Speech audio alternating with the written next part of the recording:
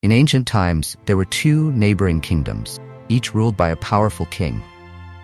One of these kings, King Darion, believed that true success lay in the wealth and size of his empire. His ambition knew no bounds, and he sought to conquer lands far and wide. His armies marched across nations, taking what they could by force. In Darion's court, success was defined by power and fear. People of his kingdom admired him for his strength, but behind closed doors, they feared his insatiable hunger for more. In the neighboring kingdom, King Sion ruled with a different mindset. He believed that the worth of a ruler was not measured by the number of lands he conquered, by the value he brought to his people. Sion's kingdom was smaller, but it thrived with happy citizens, flourishing farms, and peaceful towns. Sion spent his days working closely with his advisors and villagers, solving problems and ensuring that everyone had enough to eat and a safe place to live.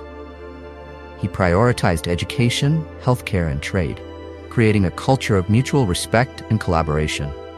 Word of Darion's expanding empire reached Sion's kingdom. His advisors grew worried, warning him that Darion would soon turn his sights toward them.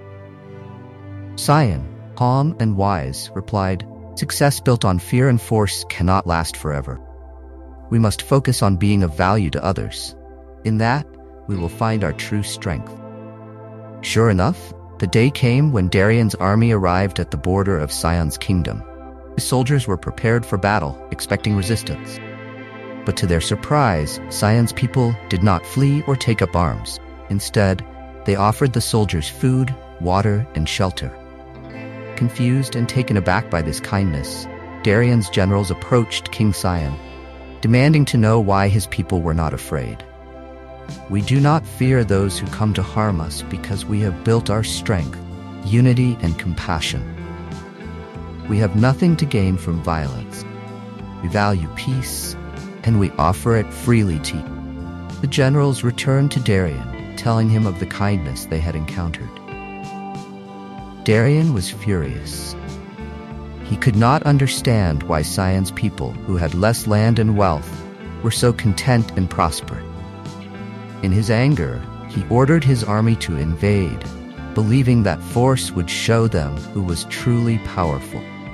But as Darion's army marched further into Sion's kingdom, something strange happened.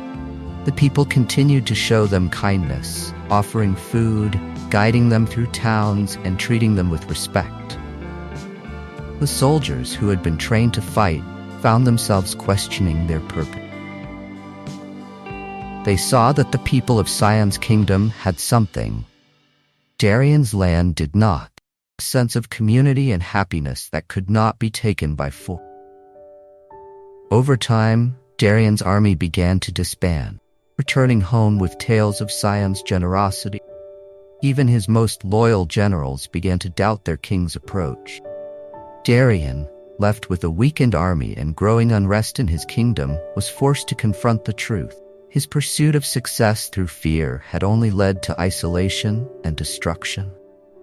His people grew tired of living under a ruler who cared more about power than their well-being. Meanwhile, Sion's kingdom continued to prosper, attracting traders, scholars, and artists from all over the region.